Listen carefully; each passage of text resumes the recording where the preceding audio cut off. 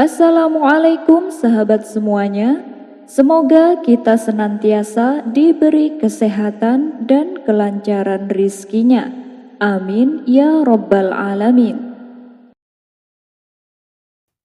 Cara membedakan batu dan pasir menurut Abu Nawas.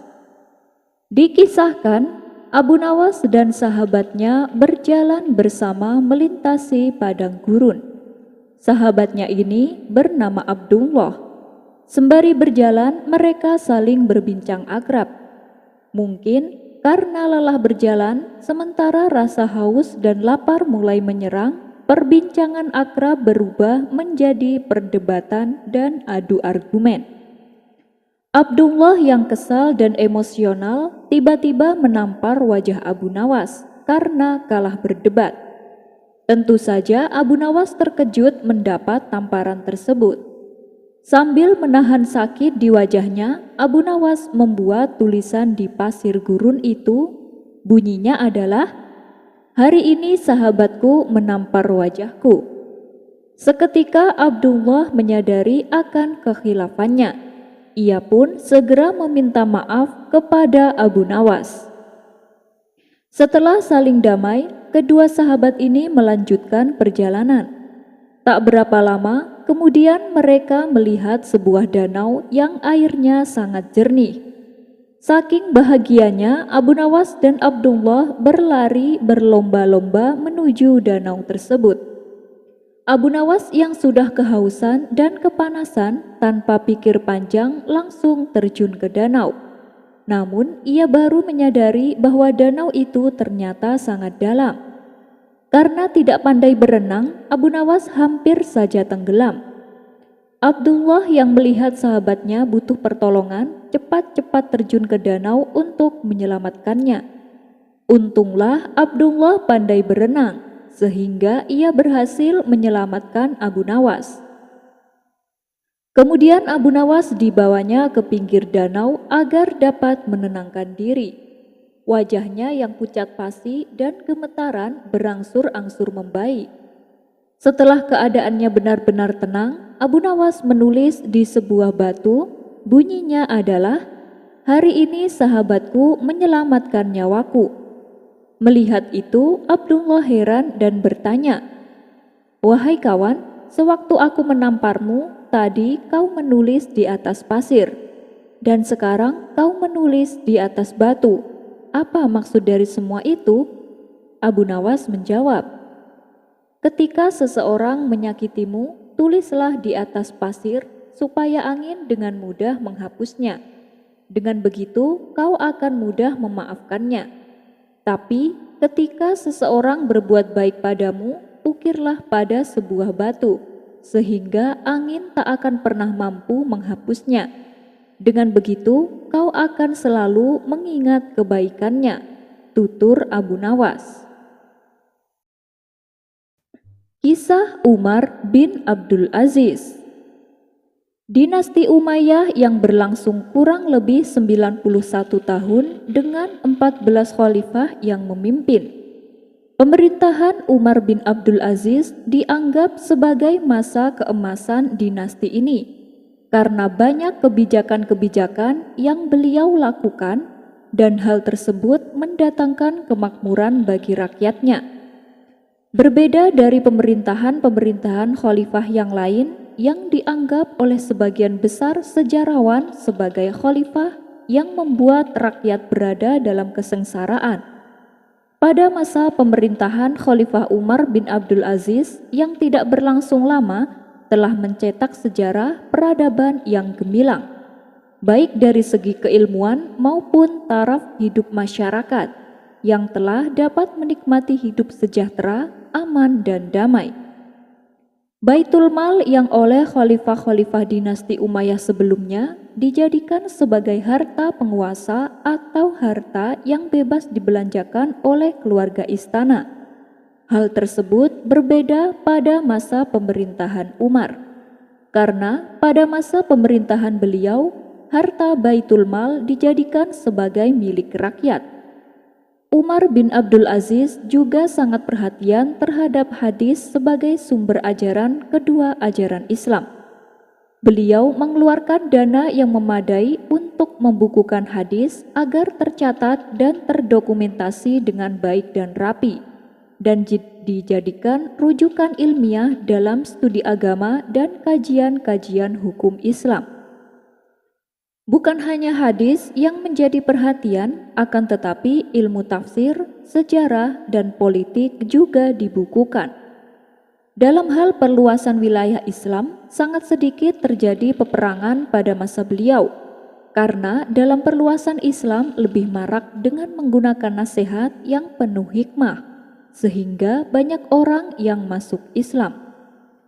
Sebelum Rasulullah wafat, beliau tidak pernah menunjuk seorang pun yang akan menggantikan beliau sebagai pemimpin politik umat Islam. Hal ini membuat para sahabat Muhajirin dan Ansor melakukan perdebatan yang sengit pasca Rasulullah Shallallahu Alaihi Wasallam meninggal dunia. Perundingan tersebut diadakan di Sakifah Bani Sa'idah atau Madinah, yang mana kedua belah pihak sama-sama merasa berhak untuk menjadi pemimpin setelah Rasulullah Shallallahu Alaihi Wasallam. Sampai akhirnya perdebatan tersebut berbuah kesepakatan kedua belah pihak dengan terpilihnya Abu Bakar radhiyallahu anhu sebagai khalifah pertama setelah Rasulullah Shallallahu Alaihi Wasallam wafat. Setelah 2 tahun menjabat sebagai khalifah, Abu Bakar radhiyallahu anhu digantikan oleh Umar bin Khattab radhiyallahu anhu, Utsman bin Affan radhiyallahu anhu, dan terakhir pada masa pemerintahan Ali bin Abi Thalib karramallahu wajhah. Pemerintah selanjutnya dipegang oleh dinasti Umayyah yang berdiri pada tahun 41 Hijriah atau 661 Masehi oleh Muawiyah bin Abu Sofyan. Saat itulah pemerintahan Islam yang awalnya bersifat demokratis yang dijalankan oleh Rasulullah Shallallahu Alaihi Wasallam dan kemudian dilanjutkan oleh Khulafaur Rasyidin, berubah menjadi sistem monarki atau kerajaan berdasarkan garis keturunan atau dikenal dengan monarki Hiredebis. Muawiyah berhasil mendirikan dinasti Umayyah yang menjadikannya sebagai khalifah pertama. Muawiyah mendapatkan kekuasaannya dengan mempolitisasi tragedi pembunuhan Utsman bin Affan radhiyallahu anhu, tipu muslihat, arbitras, dan persiapan kekuatan militer di Syria. Dinasti Umayyah ini berdiri selama kurang lebih 90 tahun dengan 5 khalifah besar. Di antaranya Muawiyah bin Abu Sofyan, Abdul Malik bin Marwan, Al-Walid bin Abdul Malik, Umar bin Abdul Aziz, dan Hisham bin Abdul Malik. Di antara kelima khalifah besar tersebut, Umar bin Abdul Aziz yang dikenal sebagai khalifah kelima Khulafaur Rasyidin, karena pada masa pemerintahan Umar, dinasti Umayyah mencapai puncak keemasannya. Hal ini ditandai dengan keberhasilan Umar yang membuat hidup umat Islam ketika itu berada dalam kemakmuran dan kedamaian. Umar bin Abdul Aziz lahir di kota yang dulunya bernama Yasrib, tetapi setelah kedatangan Nabi Muhammad Shallallahu Alaihi Wasallam, kota ini berubah nama menjadi Madinatun Nabi atau kota Nabi, yang sekarang dikenal dengan nama Madinah Al-Munawwarah. Umar lahir pada tahun 63 Hijriah atau 682 Masehi. Umar merupakan keturunan Khulafaur Rasyidin yang kedua, yaitu Umar bin Khattab radhiyallahu anhu. Karena ibunya merupakan cucu dari Umar bin Khattab radhiyallahu anhu yang bernama Laila Ummu Ashim bin Umar bin Al-Khattab. Umar memiliki nama lengkap Abu Hafiz Umar bin Abdul Aziz bin Marwan bin Hakam bin Ash bin Umayyah bin Abdisyam. Umar tumbuh sebagai anak yang cerdas di bawah asuhan neneknya di Madinah. Sebab ketika itu ayah Umar bin Abdul Aziz menjadi gubernur Mesir dan ibunya hidup bersama ayahnya di Mesir pada masa pemerintahan Khalifah Abdul Malik bin Marwan yang merupakan paman Umar. Di Madinah, Umar tumbuh menjadi anak yang cerdas karena sebagian besar gurunya merupakan sahabat Rasulullah Shallallahu Alaihi Wasallam. Umar belajar berbagai ilmu seperti periwayatan hadis, fikih, dan kesusastraan Arab. Berkat ilmunya inilah akhirnya Umar tumbuh menjadi orang yang bijaksana dan disegani oleh masyarakatnya. Umar menjadi cinta akan ilmu pengetahuan. Hal ini tergambar kebiasaan Umar yang selalu mempelajari ilmu agama serta menjaga majelis ilmu. Di Madinah, Umar bin Abdul Aziz sudah mulai menghafal Al-Quran semenjak masih kecil. Pemahaman Umar tentang Al-Quran menjadikan beliau sebagai seorang yang soleh, karena Al-Quran menuntun manusia untuk mengenal Allah Subhanahu wa Ta'ala, surga, neraka, takdir, dan seluruh aspek kehidupan dunia dan akhirat. Umar sangat takut mendengar kematian, serta sering menangisi terhadap yang terjadi pada umurnya. Pernah suatu ketika ibunya mendengar Umar menangis, lalu beliau bertanya kepada Umar, "Mengapa engkau menangis, wahai anakku?" Lalu Umar menjawab, "Aku ingat mati." Maka saat itu pun ibu Umar juga ikut menangis. Hal inilah yang menjadikan Umar sebagai orang yang selalu mempelajari dan mengamalkan Al-Quran. Umar muda menyelesaikan pendidikannya dengan sangat baik. Makanya beliau diangkat menjadi menantu oleh Khalifah Abdul Malik untuk anak perempuannya, Fatimah binti Abdul Malik. Setelah menikah, Umar pun diangkat menjadi seorang gubernur di Husnairah, kota besar sesudah Aleppo di bagian Syria, yang merupakan wilayah kekuasaan dinasti Umayyah pada tahun 85 Hijriah. Tetapi pemerintahan Umar di wilayah ini belum sampai 2 tahun, beliau dipindahkan ke Madinah untuk menggantikan gubernur lama yang seringkali menggelisahkan rakyat. Di Madinah, Umar berhasil membawa masyarakatnya ke dalam kedamaian dan kemakmuran. Oleh karena itu, kemudian beliau diangkat menjadi gubernur untuk seluruh tanah Hijaz, yaitu Mekah dan Madinah. Selama 6 tahun di Madinah, Umar telah melakukan banyak hal untuk kenyamanan dan ketentraman masyarakat. Salah satu hasil kerja Umar adalah memperluas Masjid Madinah dan membuat sumur umum untuk kepentingan masyarakat. Umar diangkat menjadi khalifah setelah Sulaiman bin Abdul Malik wafat.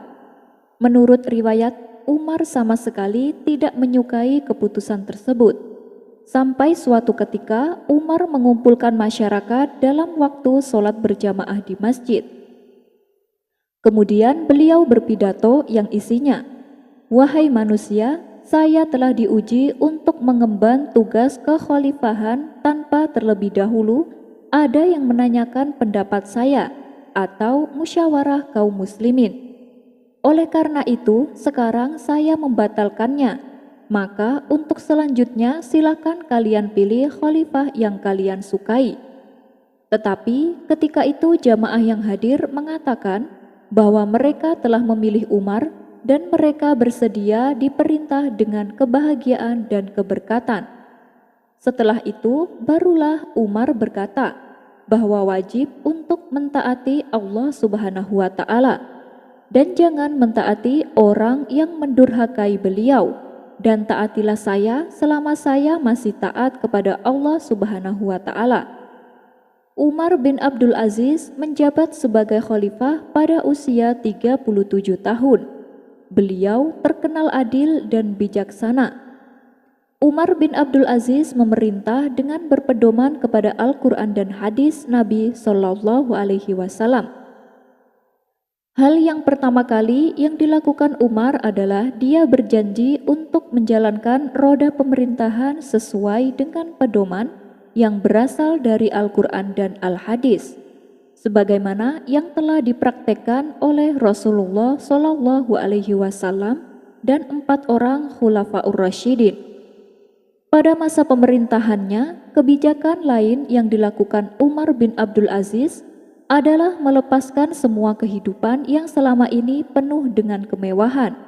Dan bahkan beliau sadar bahwa harta yang beliau gunakan adalah milik masyarakat. Bahkan sampai kendaraan beliau jual, kemudian uangnya dimasukkan ke Baitul Mal. Sejak itulah Umar hidup dalam kondisi yang serba sederhana. Sebuah riwayat mengisahkan bahwa Umar menyuruh istrinya untuk memilih antara dirinya dan perhiasan, karena beliau sadar bahwa perhiasan itu pun bukan miliknya. Maka istrinya pun lebih memilih Umar dan menyerahkan perhiasan tersebut ke Baitul Mal. Selanjutnya, Umar bin Abdul Aziz membersihkan masyarakat dari perbuatan-perbuatan yang melanggar agama. Beliau ingin mengembalikan milik negara kepada negara, karena khalifah-khalifah sebelumnya telah menyalahgunakannya untuk kepentingan pribadi.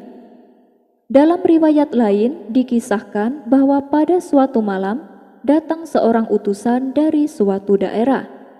Utusan itu mengatakan kepada penjaga bahwa beritahukan kepada Amirul bahwa yang datang adalah utusan gubernurnya. Maka Umar pun mempersilahkan utusan itu masuk. Kemudian Umar pun menanyakan kepada utusan tersebut tentang keadaan penduduk kota, keadaan masyarakat yang ada di sana. Maka utusan itu pun menjawab apa yang diketahuinya kepada khalifah. Selanjutnya Umar bertanya tentang apa maksud dan tujuan kedatangan tersebut. Setelah berbincang-bincang, Umar pun memerintahkan pelayannya untuk mematikan lilin. Lalu utusan itu pun bertanya, "Kenapa?" Lalu beliau menjawab, bahwasannya lilin itu pun sebenarnya bukanlah haknya. Umar berkeinginan untuk mengembalikan semua milik rakyat untuk rakyat, sebab pada masa pemerintahan khalifah-khalifah sebelumnya banyak yang merampok harta milik orang lain di daerah-daerah jajahannya. Menurut Umar, harta itu adalah haram. Umar adalah khalifah keturunan Bani Umayyah, akan tetapi beliau sangat membenci pelanggaran-pelanggaran hukum agama yang dilakukan oleh pendahulunya tersebut. Pada masa pemerintahannya, Umar bin Abdul Aziz sangat menghargai alim ulama. Bahkan beliau sering meminta fatwa-fatwa kepada mereka untuk dijadikan pedoman dalam hidup dan pemerintahan. Walaupun sebenarnya Umar adalah orang yang alim dan sangat dalam ilmu agamanya. Oleh karena itulah Umar sangat disegani dan dihargai oleh masyarakat dan ulama di sekitarnya. Hal inilah yang membedakan Umar bin Abdul Aziz dengan khalifah-khalifah sebelumnya. Umar adalah orang yang tidak hanya mementingkan dirinya sendiri. Umar juga tampil sebagai seorang pendakwah yang selalu menyeru umat kepada ajaran-ajaran yang diajarkan oleh Rasulullah Shallallahu Alaihi Wasallam. Selain itu, dia juga terus mengingatkan bahwasannya untuk terus bersyukur kepada Allah Subhanahu Wa Taala, karena telah mengirim Nabi Muhammad Shallallahu Alaihi Wasallam di kalangan mereka, hingga akhirnya mereka terlepas dari jalan kesesatan. Penaklukan pada masa Umar bin Abdul Aziz dilakukan ke Prancis dengan menyeberang pegunungan Baranes. Mereka sampai ke wilayah Septomania dan Provence, lalu melakukan pengepungan Toulon, sebuah wilayah Prancis. Namun, kaum muslim tidak berhasil mencapai kemenangan yang berarti di Prancis. Sangat sedikit terjadi perang di masa pemerintahan Umar. Dakwah Islam marak dengan menggunakan nasihat yang penuh hikmah, sehingga banyak orang yang masuk Islam. Setelah menjabat sebagai khalifah selama 2,5 tahun, akhirnya Umar menemui ajalnya karena penyakit paru-paru yang dideritanya. Tetapi riwayat lain menyebutkan bahwa beliau meninggal karena diracun oleh pelayan suruhan elit Umayyah yang tidak menyukainya. Kabarnya pelayan tersebut diberi upah sebanyak 1.000 dirham. Setelah sahabat memberitahu Umar atas kelakuan pelayan tersebut, namun beliau berkata bahwa sebenarnya sudah mengetahuinya. Maka uang bayaran pelayan itu akhirnya diambil dan dimasukkan ke Baitul Mal, dan beliau pun tidak menghukum pelayan tersebut. Hanya saja pelayan itu diperintahkan untuk pergi ke tempat yang tidak diketahui orang dan akhirnya meninggal di tempat tersebut. Selama 20 hari menahan kesakitan akibat racun tersebut, suatu hari beliau berpesan kepada putranya bahwa harus menjadi orang yang seperti Umar yang bertakwa kepada Allah Subhanahu wa Ta'ala dan terus berbuat baik kepada masyarakat. Akhirnya, pada tanggal Rajab Hijriah dalam usia 36 tahun lebih 6 bulan, beliau menghembuskan nafas terakhirnya di kota Dir Shim'an, Syria. Tetapi riwayat lain mengatakan bahwa beliau wafat di Khanasirah. Atas kematian beliau, semua masyarakat menangisinya. Bahkan ada yang melantunkan syair-syair duka cita atas kepergiannya. Dinasti Umayyah mencapai keemasan terjadi pada pemerintahan Umar bin Abdul Aziz.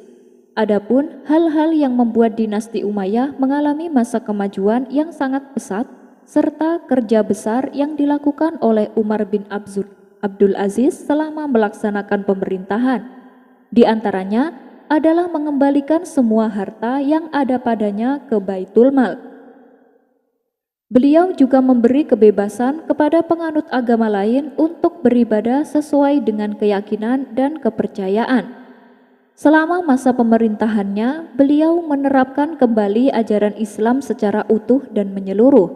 Pembenahan dilakukan dalam berbagai sektor, dimulai dari diri beliau dan keluarga dengan menyerahkan seluruh harta kekayaan, diri dan keluarga yang tidak wajar kepada kaum muslimin, dengan cara memasukkannya ke dalam Baitul Mal.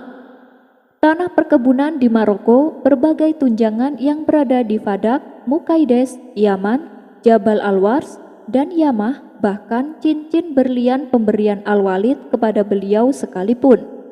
Selama berkuasa, Umar bin Abdul Aziz tidak pernah mengambil apapun dari Baitul Mal, termasuk pendapatan yang telah menjadi haknya. Pada masa pemerintahannya, Umar bin Abdul Aziz mengutamakan pembangunan dalam negeri, karena menurutnya dengan memperbaiki dan meningkatkan kesejahteraan negeri-negeri Islam adalah lebih baik daripada menambah perluasan wilayah. Beliau menjaga hubungan baik dengan pihak oposisi dan memberikan hak kebebasan beribadah kepada penganut agama lain. Begitu pula dalam melakukan berbagai kebijakan. Beliau bersifat melindungi dan meningkatkan kemakmuran dan kesejahteraan masyarakat secara menyeluruh. Masyarakat tidak lagi membayar pajak karena beliau menghapus pajak terhadap kaum muslimin dan mengurangi beban pajak pada kaum Nasrani. Membuat aturan takaran dan timbangan, basmi cukai dan kerja paksa, penggalian sumur-sumur, memperbaiki tanah pertanian dengan menghidupkan dan memperbaiki tanah-tanah yang tidak produktif. Segala kebijakan yang dilakukan Umar bin Abdul Aziz ini berhasil meningkatkan taraf hidup masyarakat secara keseluruhan, hingga tidak ada lagi yang mau menerima zakat, karena kehidupan mereka sudah berkecukupan dan sejahtera. Salah satu bukti kesungguhannya dalam menegakkan keadilan, Umar bin Abdul Aziz membelanjakan seluruh kekayaan Baitul Mal di Irak untuk membayar ganti rugi kepada orang-orang yang diperlakukan secara semena-mena oleh para penguasa sebelumnya. Karena tidak mencukupi, ia mengambil dari kekayaan Baitul Mal di Syam. Khalifah Umar bin Abdul Aziz juga menetapkan bahwa para pejabat diberi gaji sebesar 300 dinar dan dilarang melakukan pekerjaan sampingan apapun. Begitu juga pajak yang dikenakan kepada non-muslim hanya berlaku pada 3 profesi, yaitu pedagang, tuan tanah, dan petani. Dalam bidang pertanian, agar tidak ada penguasa lahan, beliau melarang penjualan tanah garapan. Beliau juga memerintahkan amilnya untuk memanfaatkan lahan pertanian yang ada semaksimal mungkin. Khalifah Umar bin Abdul Aziz menerapkan prinsip keadilan dan kemurahan hati. Ia melarang memungut sewa terhadap tanah yang tidak subur. Dan jika tanah itu subur, pengambilan sewa harus memperhatikan tingkat kesejahteraan hidup petani yang bersangkutan. Ini dilakukan dalam menetapkan sewa tanah. Dalam menetapkan kebijakan otonomi daerah, setiap wilayah Islam mempunyai kewenangan untuk mengelola pajak dan zakat sendiri-sendiri dan tidak harus menyerahkan upeti kepada pemerintah pusat. Sebaliknya, bantuan subsidi kepada setiap wilayah Islam yang minim diberikan oleh pemerintahan pusat, baik berupa zakat ataupun pajak. Dengan demikian, masing-masing wilayah Islam diberi kepercayaan untuk mengelola kekayaan. Jika terdapat surplus, maka wilayah tersebut memberikan bantuan kepada wilayah yang minim pendapatannya. Dalam hal ini, Ibnu Jahdam sebagai amil sodakoh ditugaskan menerima serta mendistribusikan hasil sedekah secara merata ke seluruh wilayah Islam. Khalifah Umar bin Abdul Aziz menjadikan jaminan sosial sebagai landasan pokok untuk mewujudkan negara yang adil dan makmur.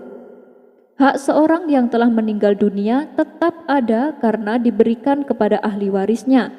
Begitu pula dengan hak para tahanan diberlakukan secara universal tanpa membeda-bedakan. Ia seorang muslim ataupun bukan. Beliau juga mendirikan rumah makan khusus untuk para fakir miskin. Kelebihan harta setelah digunakan untuk memenuhi kebutuhan kaum muslimin, pendapatan baitul mal didistribusikan kepada orang-orang kafir zimmi. Bahkan mereka diberikan pinjaman tanah pertanian sebagai lahan pekerjaan mereka. Kebijakan jalur perdagangan bebas baik di barat maupun di utara dikeluarkan oleh Khalifah Umar bin Abdul Aziz untuk meningkatkan taraf kehidupan masyarakat. Beliau juga menghapus bea masuk dan menyediakan berbagai kebutuhan sebanyak mungkin dengan harga yang terjangkau. Pada masa pemerintahan Khalifah Umar bin Abdul Aziz, zakat merupakan sumber pemasukan negara. Begitu juga pajak penghasilan pertanian dan hasil rampasan perang. Awalnya beliau meniadakan pajak mengingat situasi ekonomi yang belum kondusif.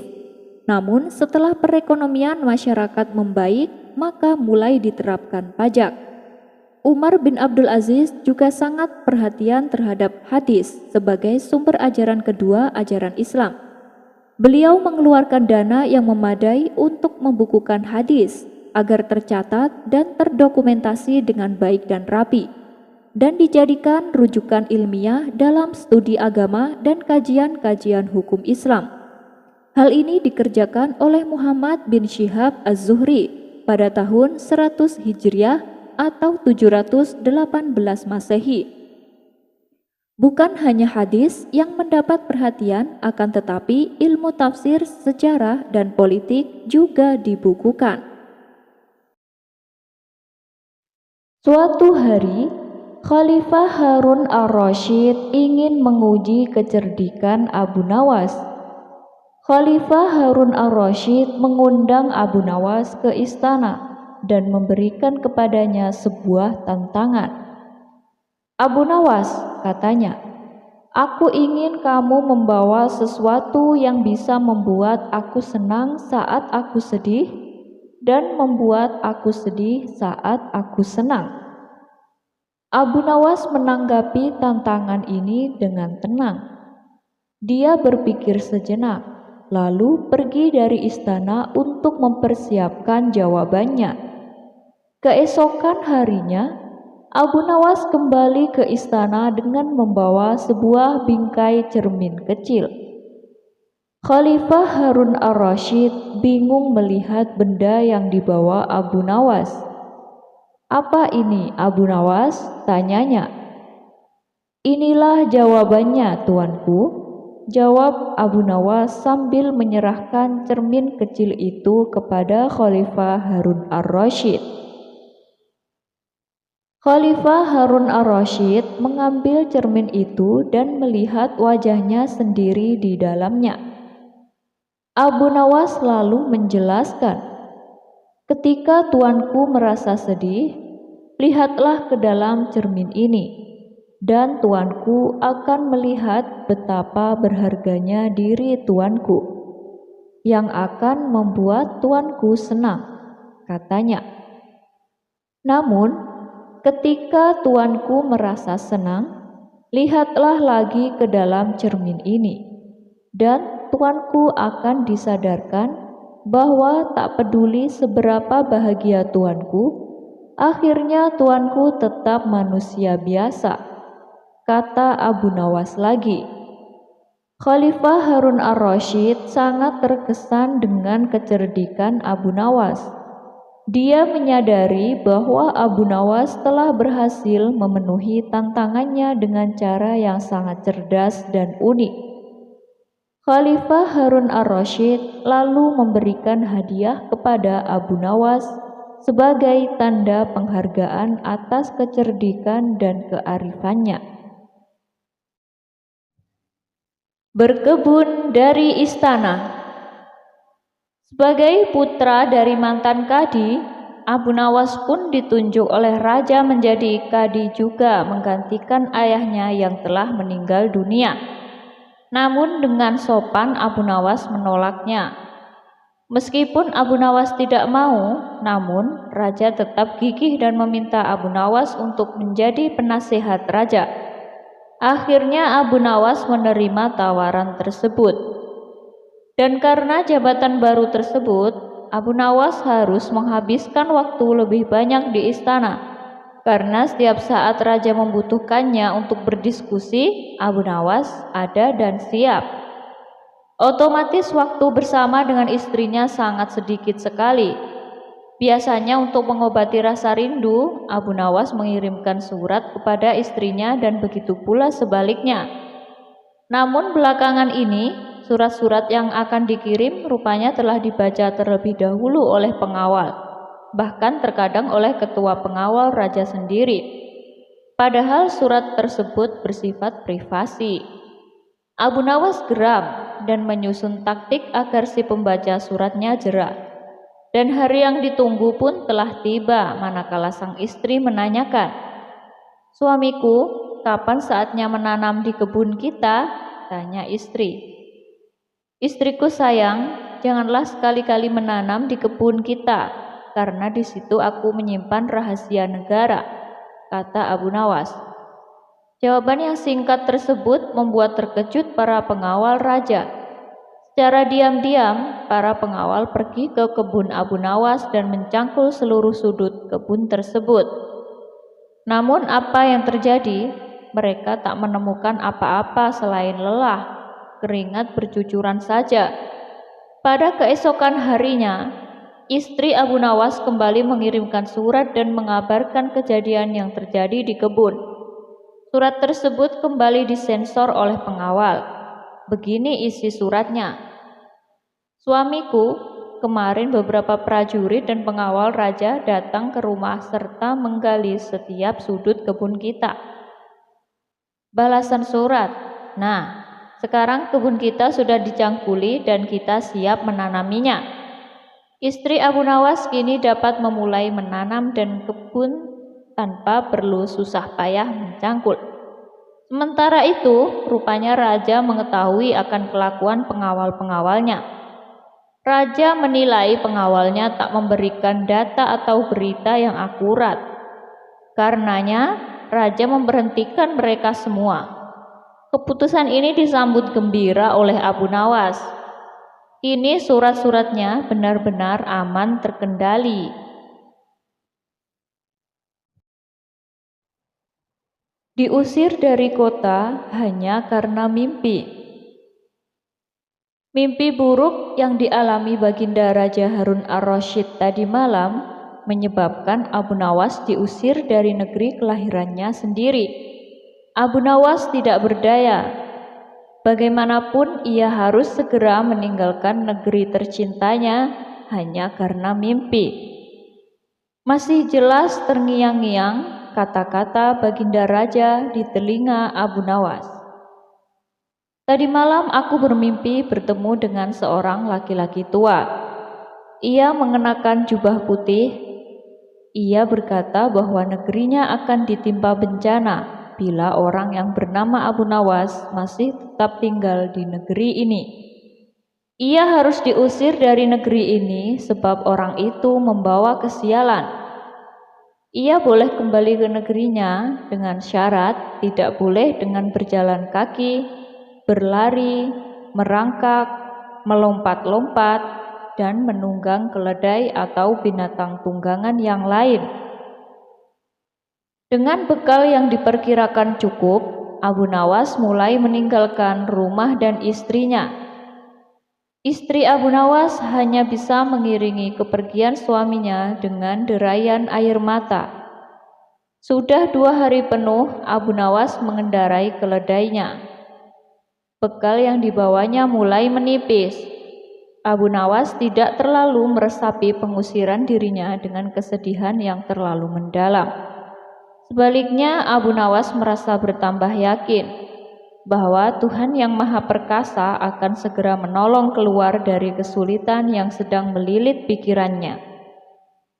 Bukankah tiada seorang teman pun yang lebih baik daripada Allah Subhanahu wa Ta'ala dalam saat-saat seperti itu? Setelah beberapa hari Abu Nawas berada di negeri orang, ia mulai diserang rasa rindu yang menyayat-nyayat hatinya yang paling dalam. Rasa rindu itu makin lama makin menderu-deru, seperti dinginnya jam harir. Sulit untuk dibendung. Memang tak ada jalan keluar yang lebih baik daripada berpikir. Tetapi dengan akal apakah ia harus melepaskan diri? Begitu tanya Abu Nawas dalam hati. Apakah aku akan meminta bantuan orang lain dengan cara menggendongku dari negeri ini sampai ke istana Baginda? Tidak akan ada seorang pun yang sanggup melakukannya. Aku harus bisa menolong diriku sendiri tanpa melibatkan orang lain. Pada hari ke-19, Abu Nawas menemukan cara lain yang tidak termasuk larangan Baginda Raja Harun ar-Rasyid. Setelah segala sesuatunya dipersiapkan, Abu Nawas berangkat menuju ke negerinya sendiri. Perasaan rindu dan senang menggumpal menjadi satu. Kerinduan yang selama ini ia melecut-lecut semakin menggila karena Abu Nawas tahu sudah semakin dekat dengan kampung halaman. Mengetahui Abu Nawas bisa pulang kembali, penduduk negeri gembira. Desas-desus tentang kembalinya Abu Nawas segera menyebar secepat bau semerbak bunga yang menyerbu hidung. Kabar kepulangan Abu Nawas juga sampai ke telinga Baginda Harun ar-Rasyid. Baginda juga merasa gembira mendengar berita itu, tetapi dengan alasan yang sama sekali berbeda. Rakyat gembira melihat Abu Nawas pulang kembali karena mereka mencintainya. Sedangkan Baginda Raja gembira mendengar Abu Nawas pulang kembali karena beliau merasa yakin kali ini pasti Abu Nawas tidak akan bisa mengelak dari hukuman. Namun Baginda amat kecewa dan merasa terpukul melihat cara Abu Nawas pulang ke negerinya.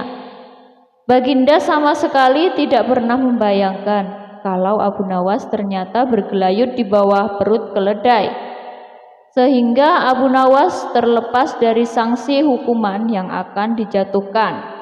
Karena memang tidak bisa dikatakan telah melanggar larangan Baginda Raja, karena Abu Nawas tidak mengendarai keledai. Imam Syafi'i menolak mensolati jenazah Abu Nawas. Kisah Abu Nawas yang terkenal dengan sifat jenaka dan kekonyolannya ternyata saat kematiannya membuat Imam Syafi'i menangis sejadi-jadinya. Padahal awalnya Imam Syafi'i enggan untuk menyolati Abu Nawas. Bukan itu saja, Abu Nawas dikenal sebagai orang yang gemar berbuat maksiat dan agak gila. Dia gemar minum khamr hingga dia mendapat julukan penyair khamr. Abu Nawas pernah membuat syair seperti ini. Biarkan masjid diramaikan oleh orang-orang yang rajin ibadah. Kita di sini saja, bersama para peminum khamr, dan saling menuangkan. Tuhanmu tidak pernah berkata, celakalah para pemabuk, tapi dia pernah berkata, celakalah orang-orang yang sholat. Gara-gara syairnya ini, Khalifah Harun ar-Rasyid marah dan ingin memenggal leher Abu Nawas. Tapi ada orang yang mengatakan kepada Khalifah Harun ar-Rasyid, "Wahai Amirul Mukminin, para penyair mengatakan apa-apa yang tidak mereka lakukan. Maafkanlah dia." Lalu gerangan, apakah yang membuat Imam Syafi'i menangis sejadi-jadinya dan akhirnya bersedia mensolatkan jenazah Abu Nawas yang sebelumnya ia tolak? Berikut kisahnya.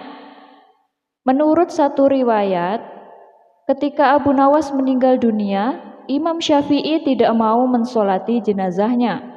Namun, ketika jasad Abu Nawas hendak dimandikan, di kantong baju Abu Nawas ditemukan secarik kertas bertuliskan syair berikut ini. "Wahai Tuhanku, dosa-dosaku terlalu besar dan banyak, tapi aku tahu bahwa ampunan-Mu lebih besar.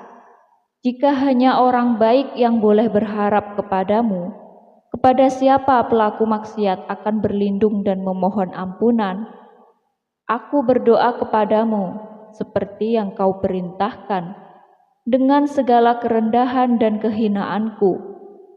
Jika Kau tampik tanganku, lantas siapa yang memiliki kasih sayang? Hanya harapan yang ada padaku ketika aku berhubungan denganmu, dan keindahan ampunan-Mu, dan aku pasrah setelah ini." Setelah membaca syair tersebut, Imam Syafi'i menangis sejadi-jadinya. Dia pun bergegas langsung mensolati jenazah Abu Nawas bersama orang-orang yang hadir. Jangan suudzon. Raja Harun ar-Rasyid memiliki kebiasaan untuk menghilangkan kejenuhan, yaitu dengan berburu. Di sela-sela waktunya melayani masyarakat dan di saat kepenatan muncul, Raja Harun ar-Rasyid akan pergi ke hutan untuk berburu. Berhasil atau tidak dalam perburuannya, Raja tidak peduli. Dia sudah merasa terhibur dengan meninggalkan istana dan pergi ke tengah hutan untuk mengejar-ngejar binatang buruan. Seperti kebiasaannya, untuk refreshing, Raja Harun ar-Rasyid bersiap-siap untuk berburu. Khalifah memerintahkan para pembantunya untuk menyiapkan semua peralatan dan perbekalan selama berburu. Berbeda dengan acara berburu sebelum-sebelumnya, kali ini Khalifah mengajak serta penasehatnya, yaitu Abu Nawas. Saat Abu Nawas menemuinya, Raja meminta Abu Nawas untuk membantunya membawakan perbekalan. Karena Abu Nawas memiliki perawakan yang kurus, Khalifah menawarkan kepada Abu Nawas untuk memilih sendiri barang apa yang akan dibawa. Untuk sejenak, Abu Nawas terdiam seraya melihat ke beberapa barang yang akan dibawa Khalifah berburu. Kemudian Abu Nawas memilih kantong air minum yang cukup besar dan berat tentunya. Raja dan semua pembantunya terheran-heran. Bahkan ada yang menertawakan, menganggap Abu Nawas itu bodoh, karena telah memilih kantong air yang besar dan berat. Padahal ada barang lain yang lebih kecil dan tentu saja lebih ringan.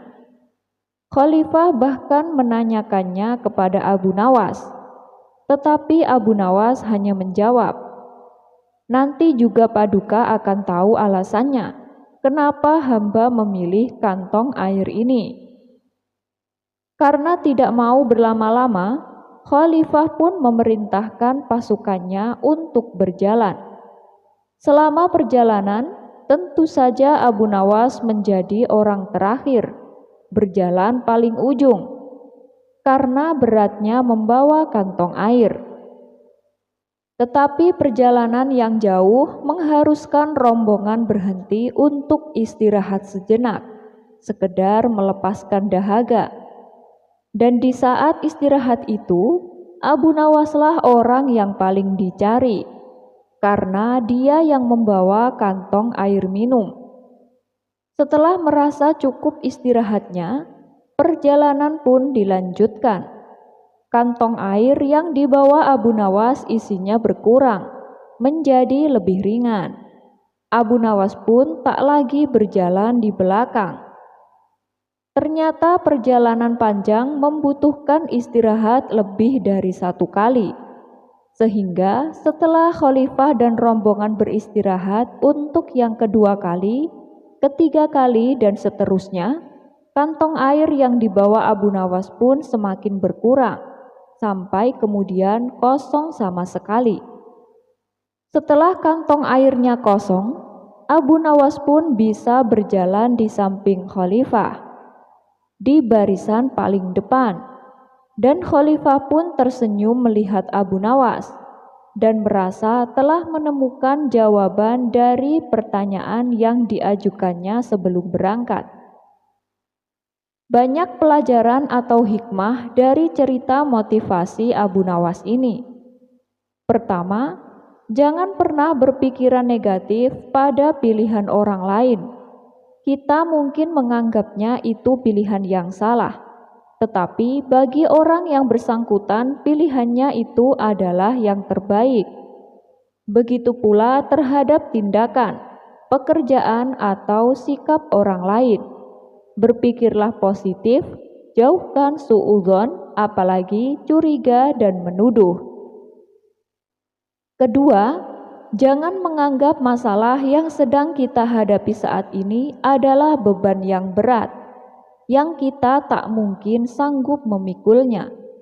Ingat, Allah Subhanahu wa Ta'ala berfirman di akhir surat Al-Baqarah, yang artinya Allah tidak akan membebani seseorang di luar batas kemampuannya. Artinya, setiap beban yang kita hadapi pasti kita mampu memikulnya. Maka bersabarlah dan bertawakallah. Ketiga, kita harus yakin dengan janji Allah bahwa setiap menemukan kesulitan atau masalah, maka selanjutnya kita akan menemukan kemudahan. Sebagaimana firman Allah Subhanahu wa Ta'ala dalam surat Al-Insyirah yang artinya, maka sesungguhnya bersama kesulitan ada kemudahan. Sesungguhnya bersama kesulitan ada kemudahan. Bahkan firman Allah Subhanahu wa Ta'ala tersebut sampai diulang 2 kali. Kisah selanjutnya. Menjelang pagi hari, suasana kota Baghdad cukup ramai. Seperti biasanya, orang-orang berlalu lalang melakukan berbagai aktivitas mereka. Sementara Abu Nawas memutuskan untuk sedikit berkeliling di sekitar tempat ia tinggal. Cuaca yang cerah seolah mendukung kegiatan Abu Nawas berjalan keliling menyusuri kota. Sesekali dia tersenyum dan berhenti sejenak manakala ada salah seorang menyapanya. Karena sikapnya ini, tidak heran bila banyak orang yang mengenalnya sebagai sosok yang ramah kepada siapapun. Meskipun Abu Nawas terkenal sebagai cendekiawan pandai, belum lagi dia adalah penyair yang masyhur.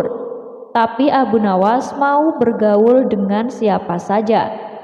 Hal itulah yang membuat dirinya dihormati dan disegani oleh masyarakat. Saat sedang asyik menikmati suasana pagi, tanpa sengaja Abu Nawas melewati depan rumah hakim kota.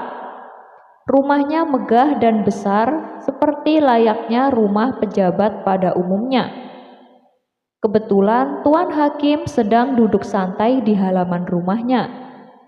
Hakim kota ini terkenal pandai dan sangat bijak dalam memutuskan persoalan. Bisa dikatakan dialah satu-satunya hakim cendekiawan di kota Baghdad. Melihat Abu Nawas lewat di depan rumahnya, Tuan Hakim segera menyapanya. "Hei Abu Nawas, mau kemana?" tanya Tuan Hakim. Biasalah Tuan, jalan-jalan menghilangkan rasa suntuk, jawab Abu Nawas.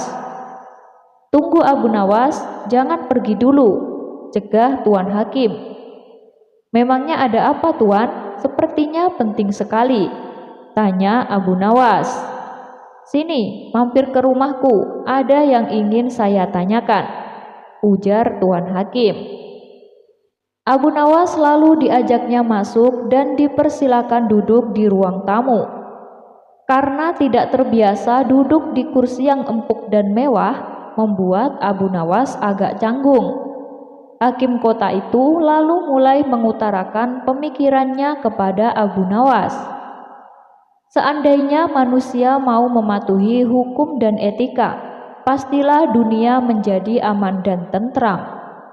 Mendengar ucapan Tuan Hakim, Abu Nawas buru-buru membantahnya. Bukan manusia yang mematuhi hukum Tuan Hakim, tapi sebaliknya, justru hukumlah yang seharusnya menyesuaikan kemanusiaan. Hakim kota mencoba berkelit untuk membenarkan pendapatnya. Ia ingin menguji kecerdasan Abu Nawas dengan mengajaknya adu argumentasi. Begini saja Abu Nawas, kamu kan terkenal sebagai cendekiawan. Saya ingin dengar pendapatmu. Seandainya kamu disuruh memilih kekayaan atau kebijaksanaan, manakah yang akan kamu pilih? Tanya Tuan Hakim. Tanpa berpikir panjang, Abu Nawas langsung menjawabnya. Tentu saja saya pilih kekayaan. Mendengar jawaban tersebut, Hakim kota menatap Abu Nawas dan tersenyum sinis, seolah Abu Nawas tidak layak disebut sebagai cendekiawan. Sungguh sangat memalukan, kamu adalah cendekiawan yang diakui oleh masyarakat. Tapi jawaban yang kamu katakan sama sekali tidak mencerminkan seorang cendekiawan. Mengapa saya berkata demikian? Karena kamu lebih memilih kekayaan dibandingkan kebijaksanaan, tutur Tuan Hakim. Namun dengan santainya Abu Nawas balik bertanya, kalau Tuan sendiri apa yang akan Tuan pilih, kekayaan atau kebijaksanaan?